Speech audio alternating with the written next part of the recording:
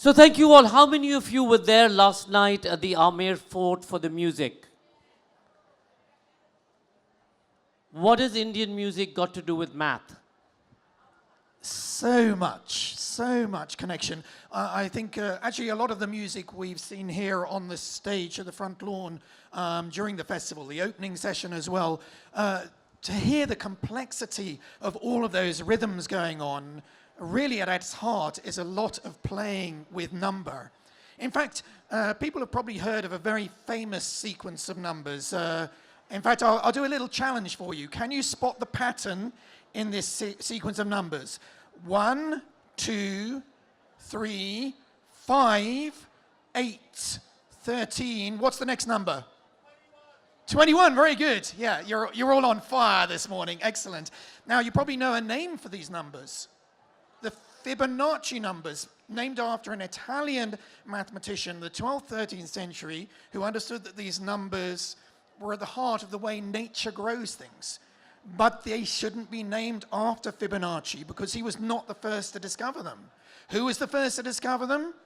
Indian poets and musicians, because those numbers are absolutely key to everything the tabla player is doing last night when we heard those incredible rhythms cascading off the tabla and also on the stage here. Why are these numbers key to rhythm? Because a tabla player wants to combine long and short beats in interesting combinations. And if you count the number of ways you can combine long and short beats, for example, if there are kind of 4 beats that you can fill, so you could do 4 short beats, or you could do 2 long beats, or you could start to mix them up. So you could go short, short, long, short, or long, short, short. So the number of rhythms you can make with long and short beats in that length is 5, which is one of those Fibonacci numbers. And what about if I add another beat on? It'll be 8, because you'll have the 4-beat ones plus a short beat, or the 3-beat ones plus a long beat. So the Indian musicians and poets who wanted to explore all the different combinations you can make of these long and short beats realized that there was an algorithm. You basically built these rhythms out of the previous rhythms. And so they realized, you know, for example, if you have 16 beats to fill, you need the 16th Fibonacci number, or probably it should be called the Hamachandra number, who was one of the Indian poets to write about it. So I think, you know, Sanskrit poetry in particular really loves exploring all the different ways you can put together these rhythms. And so I think that little story really encapsulates what this whole book, Blueprints, is about, because it's really about the way that creative artists, they're often interested in structure, and mathematics is the study of structure. It's not about long division. You know, I think many people think, what's the professor in Oxford doing every day? Is it long division to a lot of decimal places? But no, actually, I would say that mathematics is the study of structure. The creative arts structure is so important. But there's another key ingredient here, which we've already heard, because Fibonacci discovered these numbers all over the natural world. And so very often these structures already appear in nature. And so if there was a blueprint for the book, it would be a triangle with mathematics at one corner, creative arts at the other, and probably nature being the source of all the structures that we're fascinated in. And what was the Oxford professor doing during COVID? Learning Sanskrit. Why? Well, I got obsessed with one of my mathematical heroes is a mathematician, French mathematician called André Weil, actually brother of the very famous philosopher Simon Weil. And he has the most extraordinary biography. And I decided I wanted, and also created the most incredible mathematics very close to my area of research. So I decided to write a play which is kind of exploring his biography. And he gets obsessed with the Bhagavad Gita. And he comes to India, he learns Sanskrit, and the Bhagavad Gita actually is a framing device for this play I wrote about my mathematical hero, André Weil. And it's a play really about free will. Do we have any freedom in the biography of our lives? And there's a moment in his life where he's given a choice. He's put in prison for not enlisting in the army. He actually has a very similar fight to Arjuna and Krishna. Arjuna says, I don't want to fight in this battle. And Krishna explains to him, no, his dharma is to fight.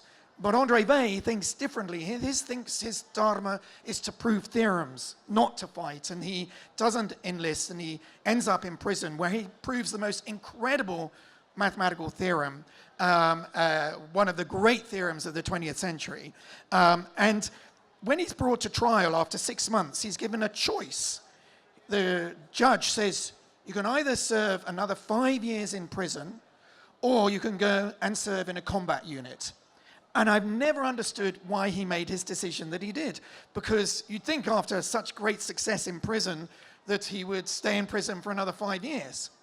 No, he goes to serve in a combat unit. And so the play is kind of exploring, are there moments in our lives? If you think about it, did you have any choice to come to this talk this morning? Or was it exerting your free will? Or actually, if you chart back through your biography, did it all lead to this moment that we're all together here? So, and I actually was very lucky to bring the play on tour here in India in November and December 2024. Rohan Murthy gave me some money to be able to bring it, and we took it on tour. We actually were here in Jaipur. The last time I was here was they have a wonderful theatre festival here, but I think we should bring it to the Jaipur Literary Festival because it's a lovely exploration of the philosophy, Indian philosophy. It celebrates how much mathematics was done here in India, which Andre Weil is a French mathematician. He comes, there's a little scene which actually didn't happen in his life. I stole a little episode from my life where I went to Gwalior and saw the first ever zero that was carved on a wall is in Gwalior. Everyone goes to the fort in Gwalior, but this tiny little temple on the way up to the fort where you can visit this little zero. And so I faked a scene where Andre Weil comes, and he's like, I didn't know that zero was created here. I didn't know the Fibonacci numbers were created here. And the mathematician he works in says, yeah, you Europeans just don't know about the wonderful heritage of mathematics there is here in India. So it's a real celebration of Indian mathematics. So here we have a mathematician who is also a playwright and goes around the world doing plays. But then we also had Shakespeare, to be or not to be, who was so interested in mathematics and kept including it in many of his plays. This is the wonderful thing about this book, because I had quite a few surprises. There were things I knew about of artists who loved mathematics, but I was quite surprised when I discovered Shakespeare, wonderful wordsmith, of course, but he also loved playing with number. And in some ways, it's not surprising because he was a poet, and I think poets love structures and playing with those. But if you think about Shakespeare, the rhythm that he loved, of course, was iambic pentameter, which is 10 beats, 5 groups of 2, short, long, short, long, short, long, short, long, short, long. But he didn't always do that, and he liked to mix things up. So what's the most famous line of Shakespeare? He basically thought the king was going to go to sleep in the middle of a sentence. Yeah, because this kind of like this rhythm kind of lulls you into a kind of a sleepy haze. And the most famous line of Shakespeare, we've already heard it, to be or not to be, that is the question. It's 11. Did anyone ever spot that? It's actually completely different to iambic pentameter. And why does he do that? He says, I want you to wake up. This is important. I'm not going to use an even number. I'm going to use a prime number, an indivisible number, to actually wake you and make you realize this is the most important part of Hamlet.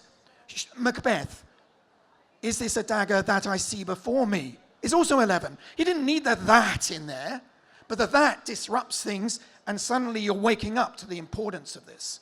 But that's not the only place he uses these prime numbers. So another prime number, 7. Whenever there's magic afoot in Shakespeare, he uses 7.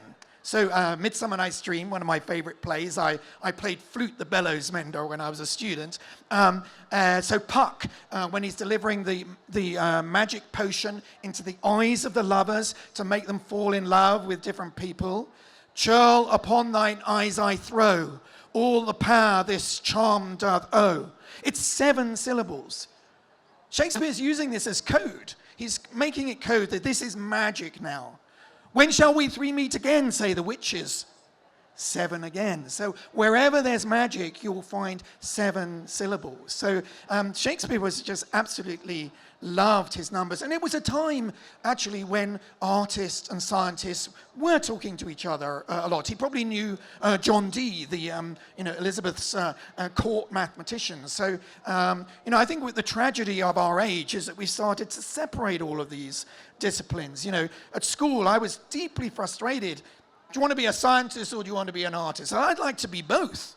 I play the trumpet, I play the cello, I love music, I love theatre. And he's a great Bollywood dancer. He rocked the place. There's a YouTube video of that, but just by the way. Yeah, but yes. So there is some choreography in here as well, because if you think about it, choreography is geometry in motion. So I talk about a very famous German choreographer, Rudolf Laban, who used to ask his dancers to imagine geometric shapes around their bodies, things like the icosahedron, this amazing platonic solid made out of 20 equilateral triangles. And he felt these shapes helped the dancer to move in kind of natural and interesting ways. And I think you can always spot a Laban dancer because you can almost see the geometric shapes that are around them. So, I think this is, wherever there's structure in art, there'll be mathematics there. Blueprint is such a fascinating book because it looks at nature, it looks at architecture, it looks at everything around us. It even looks at bits of the Jaipur Literature Festival. We have a charbagh and you have a charbagh in here. Yeah, architecture is one of the big themes, because if you think about it, architecture definitely is a fusion of, you need science to make these things stand up, and then the art of making it an interesting building to live inside. So, one of the... I actually structured this book in a kind of interesting way, because one of the ways you could have done it was, okay, let's do architecture, let's do music, let's do poetry, let's do visual art. But I decided actually to kind of flip it and start with each of the kind of mathematical structures and then to reveal how different artists have used that particular structure. So one of the structures which is very close to my own research is symmetry. So if you look at a building, very often it has that kind of mirror symmetry that we see, the mirror symmetry of the face, and certainly where we were last night, absolutely beautiful symmetry. But then there are other structures as well going on. So especially in the palaces that we see around us, you see the idea of a fractal. So a fractal is this kind of shape which repeats itself at smaller and smaller scales. And so you might have an octagonal room, but then a circular roof. And the way that they sort of fuse these together is to use these makranas, which is a kind of like little fractal shape, which is kind of a large, almost like honeycomb image, which is then repeated at smaller and smaller scales. And that kind of fractal is very often a trick which is used in the architecture we see around us. But rather amazingly, I discovered, when I made my first trip to India many, many years ago, the first place I came, interestingly, was Assam. I went to a mathematics conference in Assam, but I thought I can't come to India without visiting some of the great sites. So I went to the Taj Mahal, of course, where you see these fractals in the Taj itself. But there's actually a fractal design going on at so many different scales in the Taj Mahal. So if you remember the amazing sort of garden that you walk through, that is actually in a fractal design as well. You have these squares and then smaller squares and smaller squares inside those. But what was amazing is there's some recent research that's showing even the design of Agra itself has a fractal design. So you see this kind of same kind of pattern going from the very large right down to the garden, to the palace itself, and then down to the very detail of those little honeycomb features in the corners. So, and that again, this is, there's the mathematics, there's the art, and the nature is that actually if we see all of the foliage around us, it's also exploiting fractal design. A tree is basically a huge trunk, then a branch, then smaller branch, then twigs, and then tiny twigs. You see this fractal design all over the natural world. And that's why we feel so at home when we're in a building which has exploiting all of those fractals. We'll come back to nature and staying with fractals for a second. Pollock understood fractals completely, even when he was sober. What is it about his painting, and did he really have to get drunk to be able to achieve what he did? How many of you have gone and seen a Pollock painting? Many, I'm assuming. Pollock's paintings are absolutely amazing because, first of all, they're some of the paintings which have sold for the most when they've come to auction. Yet some would say, well, isn't it rather easy to make a Pollock? You just flick paint around and you've got yourself a Pollock. I mean, certainly when my kids are painting, the room looks a bit like a Pollock by the end of the painting session. But what he was doing was actually very special and unique. And we've been able to, I start actually the chapter about fractals with a rather amazing story when 32 canvases suddenly appeared in somebody's attic. And they said, I found these, undiscovered Pollocks. And they looked very much like Jackson Pollocks. But it was mathematics that revealed that these were, in fact, fakes. Because what Pollock was doing was actually creating these fractal patterns. Those who have seen a Pollock, there's this strange effect that when you're in front of one of these paintings, as you move towards it, you sort of lose your sense of how near you are. Because fractals have this scaleless property. It's very hard to tell, am I very far away or am I very close? And sometimes I've done exercises where I've taken a Pollock and I've zoomed in on four different scales of magnification. And if you ask somebody, well, which is the Pollock, which is the nearest, it's very hard to tell. At some point you see the pixelization, the pixels of paint. But so why is Pollock able? So we can use this actually to reveal the 32 canvases were fakes because they didn't have this scaleless fractal property. Now, first of all, did Pollock know anything about what he was doing? I don't believe he did. I think he just intuitively discovered these structures. There was too much of gin and tonic in there. Well, that's the end. So he had a very unique painting style. So, if I flick paint around to make a Pollock, I'll just use my arm like this. I'll flick paint like this, and I'll make a very simple sort of pendulum, which is very regular. But Pollock was doing something different. So when he flicked his paint around, he moved his arm around like this. And so there would be actually this double jointed or triple jointed. And this actually creates something called a chaotic pendulum. And the geometry of chaos is a fractal. And so there is a way to fake a Pollock. You set up a chaotic pendulum with a paint pot on the end, and you let it go, and it will create these fractals. I tried to do this actually for a BBC program I made when we visited Pollock Studios, and I put it on eBay hoping I was going to make a huge amount of money with my fake Pollock, but I'm afraid it didn't go for very much. But and actually I think it's a mistake of his biography. He was a big drinker. Of course. And you might say, well, was he drunk when he was doing this, which created the chaotic fractal? But it turns out that actually the period which is his most productive and the fractals we really love was actually a time when he was quite sober. Of course, his drinking resulted in his early death in an accident. But I think it is extraordinary that the book has a lot of examples of stories where the artist knows exactly what they're doing. But this is a case where I think the artist almost rediscovers the mathematical structures just through their passion for an interesting aesthetic. And when we went to Pollock's studio, it's surrounded by forest, and we were there at winter time. And the forest really illustrated that every day he went into his studio, he was seeing the fractals of nature. So you could say that those Pollocks are really kind of an abstraction of the fractals he saw around us. Now, I'm really intrigued. I've just got to highlight that there are two people knitting at the front here, which I so approve of.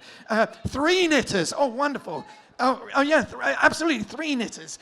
Because knitting is also a wonderful example of mathematics at work to create something interesting. And so I talk actually about, there's a section in the book which is to do with interesting sorts of geometry that are kind of curved geometries, negatively curved, which actually Zaha Hadid used a lot in her architecture. Anish Kapoor in his sculptures loves these kind of hyperbolic mirrors.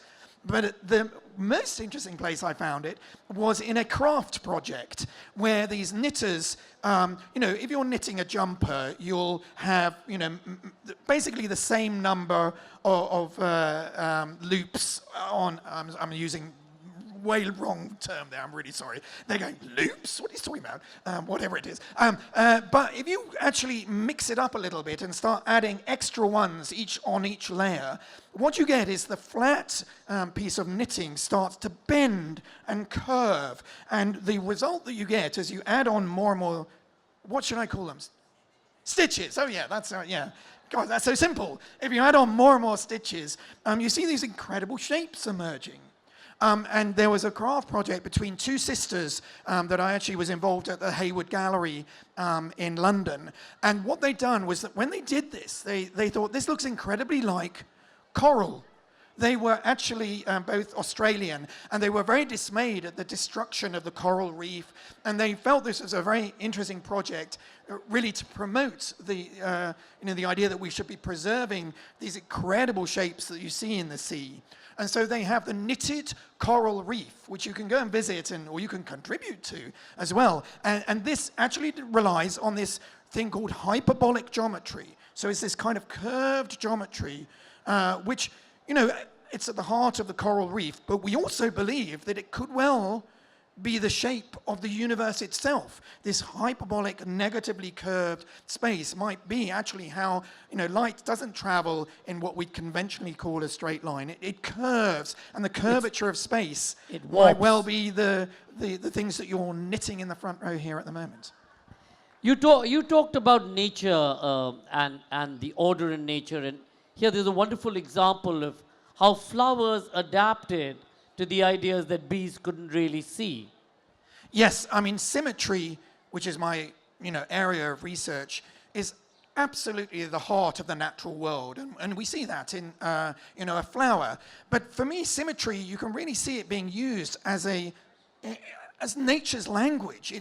Nature is using it to communicate information. So, the flower needs the bee to come and visit it in order to propagate its genetic heritage. And so it needs some way to shout out, come and visit me.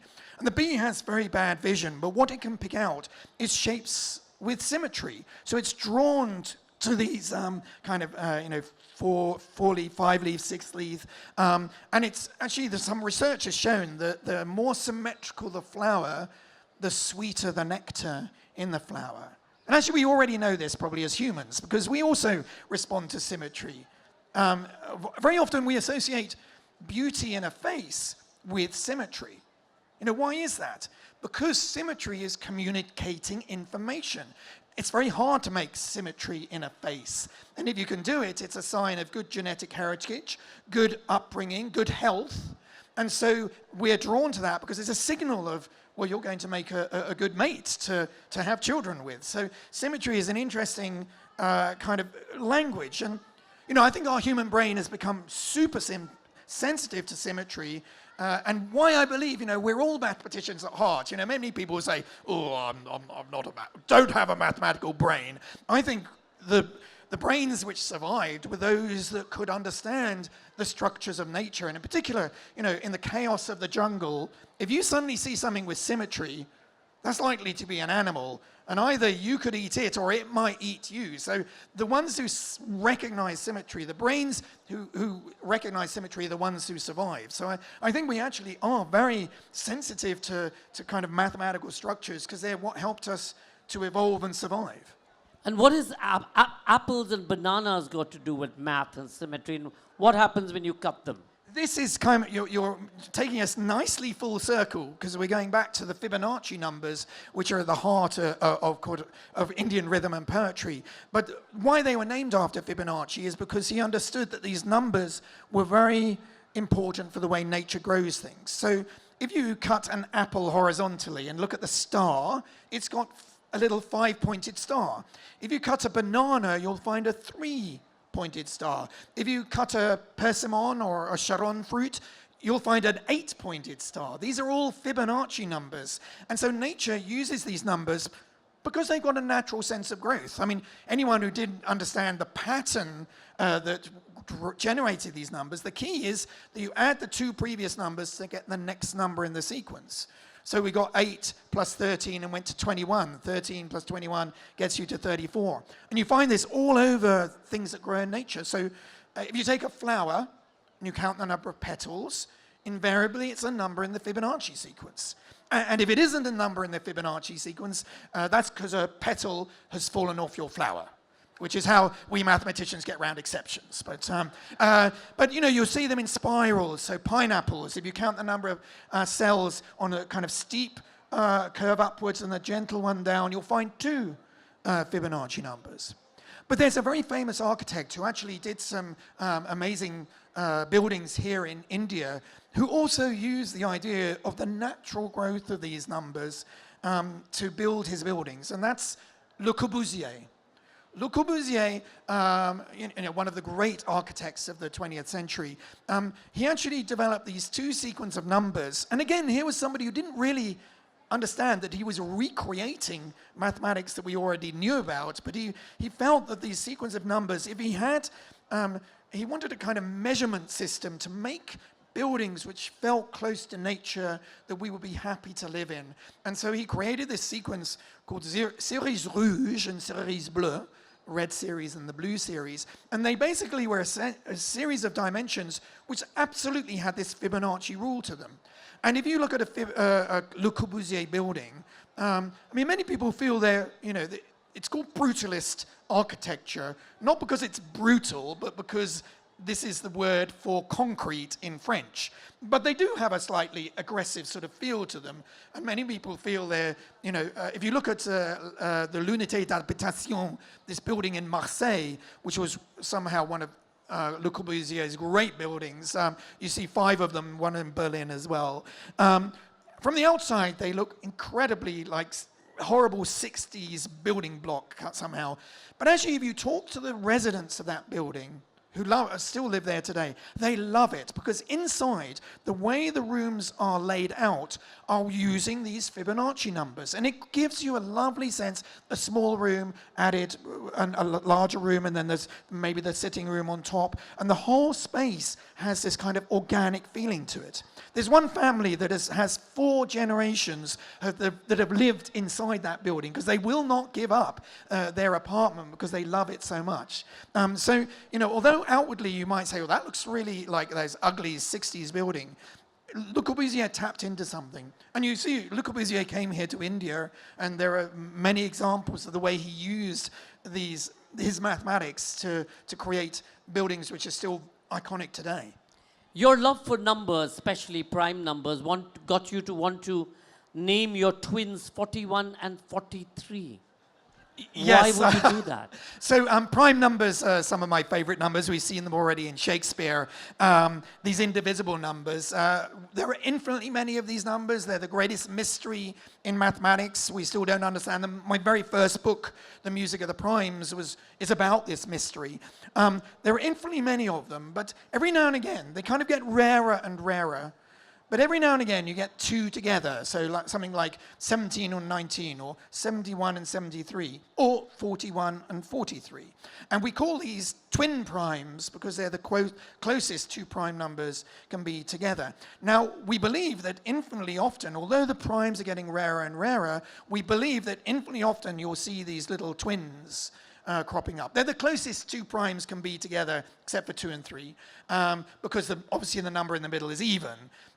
So I have 2 twin daughters, identical twins, adopted from Guatemala. And when we adopted them, I was like, I tried to persuade my wife, please, can we call them 41 and 43, because they're identical twins. And my wife said, look, I know you love maths, but we're not going that far. So so they're my secret names for my girls, 41 and 43, Ina and Magali. I'm going to open it up in a second, but just before that, going back a full circle back to music, we all know Teen Tal, Saat Tal, Tera Tal. When Philip Glass was trying to create his opera, he couldn't quite get how to build Indian music in, and he turns to Allah Rakha Saab and he says what? Yeah, this is very interesting. I mean, actually, he was trying to notate some of the amazing tabla rhythms, and he just couldn't do it. And then the tabla player said, well, yes, but you Western musicians just think far too vertically, and you've got to take away those bars which block everything into groups of 4, and you've got to think of things much more horizontally. And this actually opened up a new way of thinking for Philip Glass, and he suddenly started to use this kind of algorithmic kind of mindset, which is actually at the heart of the way you build a tabla rhythm with small things building to this kind of large overarching structure. And that is actually key. So Philip Glass's music is so extraordinary because in some ways it's very simple. You know, you sort of think you hear the same thing repeating over and over again, but it isn't repeating because it's almost like fractal in nature. It's kind of expanding and then contracting. And he learned this really by working with tabla players here, that you shouldn't think of things in blocks like we do in Western music, but we should think of things almost like a concertina, expanding and contracting. And that's the key to Philip Glass's music. It's not repeating. There is repetition, but somehow he uses this kind of scale, contraction and expansion to create something that when you listen to Philip Glass's music, you're almost trying to reverse engineer what is the rule behind that. And that I think is why music and mathematics actually have so much in common. I would say, you know, music is the art of pattern, and mathematics is the science of pattern. And when you listen to music, you're trying to kind of understand the patterns that are at work that the composer has used, either deliberately or intuitively. Salieri in Amadeus, while he's fighting with God, says, you take out a piece of music or a note from anything that Mozart's written, it becomes imperfect. Mozart was absolutely obsessed with mathematics, and Constance talks about how his entire room is filled with mathematic permutations. Was that the reason why his music is so note perfect? Well, I think, you know, of course, mathematics isn't everything, and it's tapping into the emotional world as well. Although, you know, one of my points is that mathematics has a huge emotional content to it. I'm a storyteller. That's why Sanjoy invites me to the Jaipur Literary Festival, because mathematics is full of wonderful stories. I'm not just interested in the true statements about numbers and geometry. I want to tell you a story about numbers which takes you on an emotional journey. But Mozart himself really loved the power of mathematics to do interesting things. If you remember the beginning of The Marriage of Figaro, if anyone's seen that, it starts off with a sequence of numbers. It's the dimensions of the bed that Figaro and Susanna will be sharing together. And the dimensions start out fairly conventionally, 5, 10, 15, and you think, oh, it's like an IKEA bed or something. But then it goes off on some weird sequence of numbers, and you say, why did Mozart choose this strange, you know, it's like 43 crops up. And if you add those numbers together, you get actually 144, which is 12 squared. And Mozart loved the idea that square numbers are an expression of love between two sides, that they are perfectly balanced. And he would write a weird sequence of numbers to Constanza, and if you think, well, what is this? He would sign off with this number of kisses. And if you add the numbers up in this letter that he wrote, it again becomes a square number. So he's using, you know, a bit like Shakespeare, using numbers as code to express things in his music. We've got some great rock musicians in this book as well, but let's go for questions. Let's start from the back, the gentleman with the red cap, and the gentleman with the red cap, and then the gentleman with the red shirt. Yeah. Hi, Short Marcus. questions so we can take a cluster and we'll come back. Yeah, very short. Marcus, you love numbers. What do you make of the following numbers? 22 matches, 50 points. 22 matches, 50 points. The gentleman with the red shirt stand? Yeah. He's got a red hat for a reason. Yes. I'll try to keep this short. But one idea I wanted to ask your opinion on is that, yes, mathematics is fundamental because it says that the world is logically consistent. But does the mathematical structure that we have built represent the true mathematics of nature? For example, Does it our numbers represent, are that's fine, continuous. mathematical You know? structure, does it represent nature? Take these two questions, bring the mic to the front meanwhile. Yeah, so if you didn't spot the pattern in those sequence of numbers, he's referring to the Arsenal, which are doing incredibly well at the moment. Although we did drop 2 points at the weekend. I went back and watched the match after one of the parties. It was very disappointing. But Aston Villa also dropped more points yesterday, so I'm very happy. So interestingly, there is a lot of mathematics, of course, in football. I play for a football team in East London, and we were doing incredibly badly, and I decided to change our kit. We all now play in prime number shirts. I play in the number 17 shirt, and it transformed our season. We got promoted to the Super Sunday League Division 1. So I took that leave out of David Beckham, who, when he moved to Real Madrid, changed to the 23 shirt, and everyone was like, is that Michael Jordan? I said, no, it's because it's a prime number.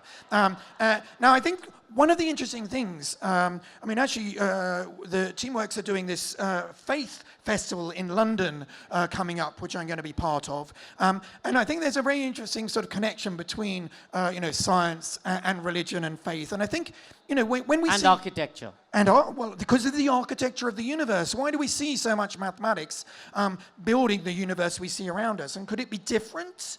And I think that's a really interesting question. And I think one of the theses of this book is that our universe, it's not, people often say, well, if there is a God, he's definitely, or she's definitely a mathematician.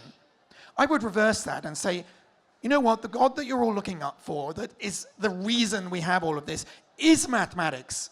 Mathematics doesn't need a moment of creation. It is the structures that can possibly exist. And what we're seeing is a physicalized version of the mathematical structures that are possible. Mathematics is incredibly abstract. It doesn't need physicality. And the physics is somehow what gives physicality around us. And I do believe that there are parallel universes is one of the ideas that we have in physics, that those parallel universes could well realize different bits of the mathematical realm. So physics is kind of boxed in by having to describe this universe. Mathematics is much more free. We can be creative and create other worlds. That's why mathematics is much closer to literature than physics is, because we can create worlds that don't really exist, but have a kind of logical consistency to them, and that's good enough for me. Anybody on this side? Okay, let's go to, right in front, and then we'll go to Amar. And there was Dinesh Singh somewhere. Hello, Marcus sir.